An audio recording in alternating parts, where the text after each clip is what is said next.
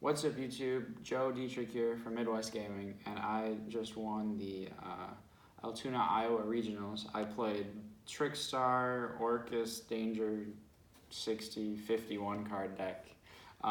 So I went 6-0-1. I played, round 1 I played Crusadia Guard Dragon, round 2 I played against the Mirror. Round 3 I played against Cyber Dragon, that was crazy. And then round 4 I played against Pendulum. Round 5 I played against Draco. And round 6 I played against Sky Striker, that was my only draw. And then round 7 I played against the Mirror again. So I had the one tie against Sky Striker, but I was like undefeated other than that. So 51 cards. For the starter cards, you have the 3 connector.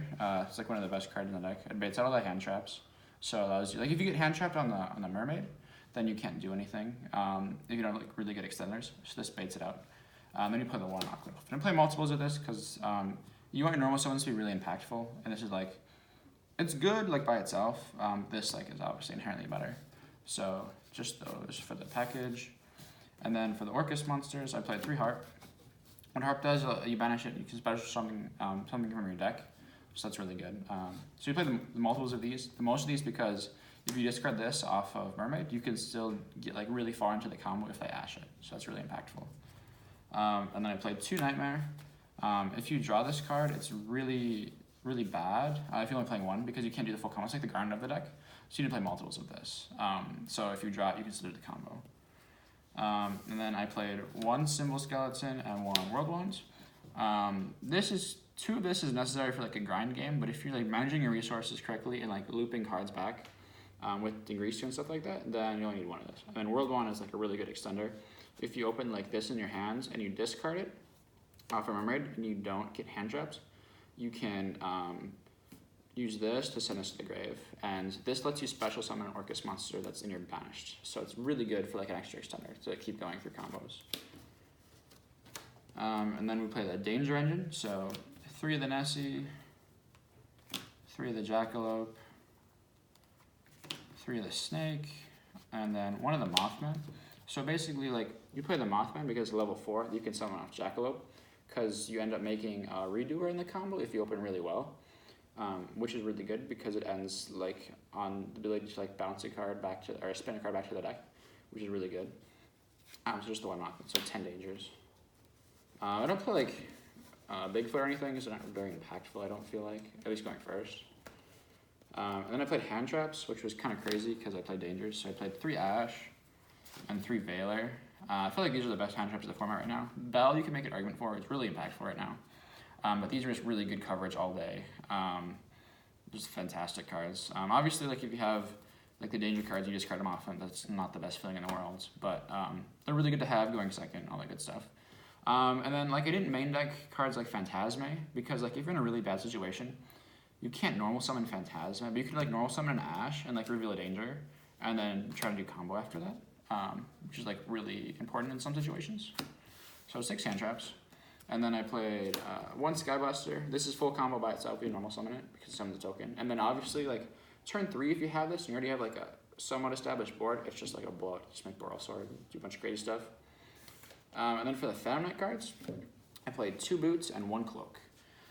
You want to play 2 Boots because it's a really good extender. Also, like, lets you resolve Rusty twice if it like remains face up in the field or something. So that's really good. And these cards have just been great all day. And then I played a Trickstar engine, so I played 1 Candina and 1 Corbane. Basically, like, this is full combo because you can search Light Stage, and Light Stage searches this, or you can just do this and search this. That gives you 2 monsters, which is like full combo. Basically, what this lets you do is, if you control no monsters or only control Trickstar monster, you can special summon this from your hands. So, like, in some situations, if you open like Light Stage and Connector, you can like special this first and then normal summon Connector and do your plays.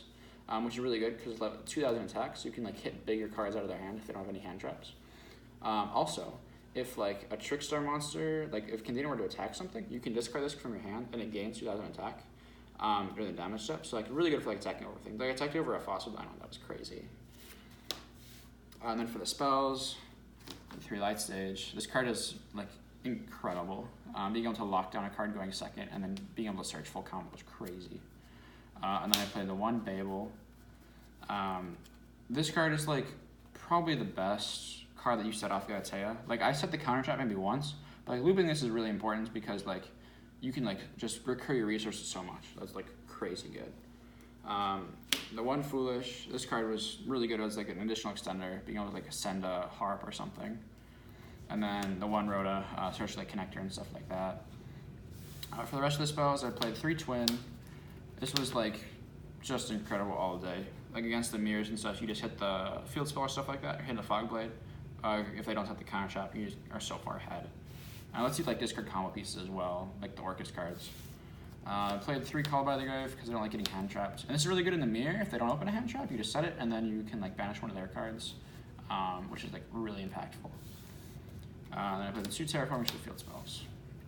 And then I played 4 traps. So I played the 1 Bardiche, or Brigade, I'm sorry, and the 2 Fog Blades, and then the 1 Climax. So basically, like this is very important because you set it off Rusty when you do your full combo. And if you have like an additional extender, like for instance, if you open like connector and you have like a danger on your board or something like that, and like you have this and this summons Aqua Dolphin.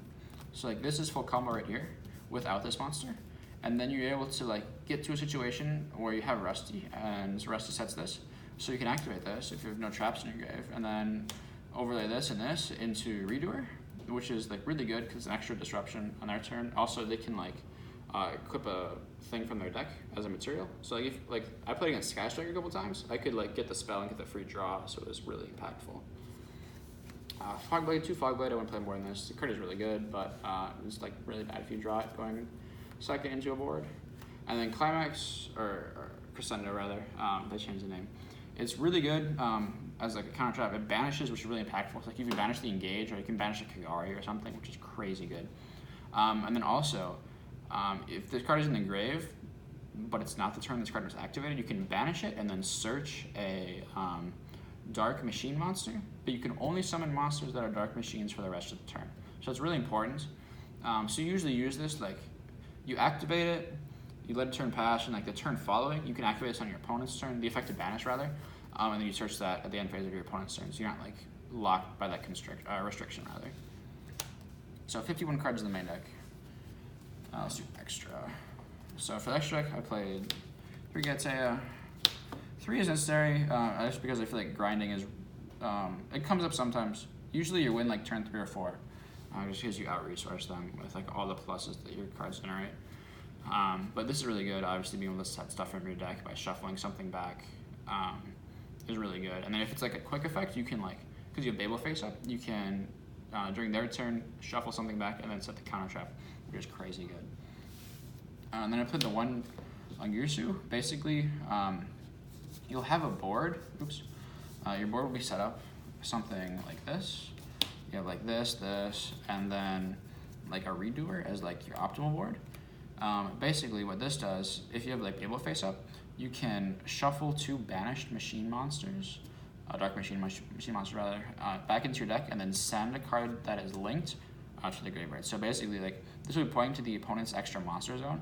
So it'll just like send like a Salamander Great Monster or something like that. So it's really good, obviously against Salad and stuff like that. So that card was insane for me all day. Also, if it's linked, it can't be destroyed by card effects, so that's really good. I made this against Draco, and it was like really difficult for him to out them without like attacking over it or something. Then I played 2 Mermaid because if the first one gets stopped, like you're in a really bad situation. So like being able to have your combo get stopped and then try to play the grind game, make another one, just like full combo them like the following turn is really good. So 2 of that I really liked too. 1 Unicorn, 1 Cerberus, and 1 Phoenix. If you're going first, you make this into this, or into the Mermaid rather, because you don't want to burn out your Phoenix. You want to have your Phoenix for the turn 3 if it gets to that point, so you can pop a spell trap or something. This is really good. There were some situations where like I had used Jingrisu and I had used my pop with the PK link, so I had to like shovel something back that had been targeted by Fogblade so I could go for game. So I made it a couple times. It's also a dark, which is kind of relevant sometimes. Because like if you use Harp's effect, when Harp is banished, you can only special summon dark monsters for the rest of the turn. So like you couldn't make these, you could make this though. And then I played Boral Sword, and the Bardiche card is incredible. one of the best cards. One of the best Link monsters in a while. At least the best one in the format. And then Boral Sword is really good, obviously, because like you can go for game. It's also a dark monster, so you're not hindered by any restrictions. But I didn't make this as much as I thought I was. I think I made it like twice during the entire day. But it's a like, really good card, obviously. And then I played 3 XYZs, so 2 Dingrisu. In testing, 2 came up a lot, but today I only made, I don't think I went into 2 at all, maybe once. But if you're able to like just recur Symbol Skeleton, basically what this happens is like you overlay this on top of this, which is really good. It's like the summon condition or whatever. And when it's summoned, you can activate one of the effects. You can either equip a banished Orcust monster to it as a material, or you can send one card to the graveyard, which is crazy. So like if you have the Symbol Skeleton in your graveyard with Babel face up, you can banish Symbol Skeleton, special summon this, and then you can either equip the skeleton again for next turn, or you can just send something to the graveyard.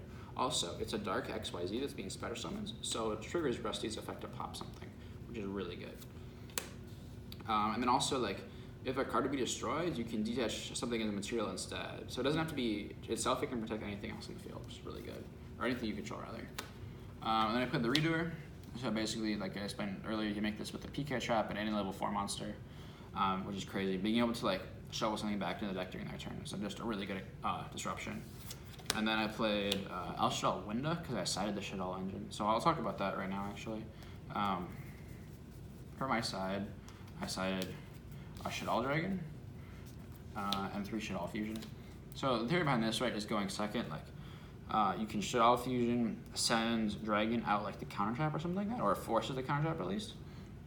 And then you can normal summon a monster, you need to go into 4 Orcust combo, or you can like try to play passively and use it as a floodgate monster. Because like Salamangreat can't out this very easily if you like break their board, and they have like just a small Link monster, or just like just one thing on the board. So they have no recursion, so this is like really impactful. And then I guess onto the side deck. So side of those 4, obviously. And then for the monsters, 3 Phantasma. I put this in against the Mirrors, against Sky Striker, against Salamangreat. It was a really good overall card, but not main deck worthy in my opinion. Just a really good card. Like also it's a card on the field, so it protects from Fogblade, which is really good, going second against the Mirror.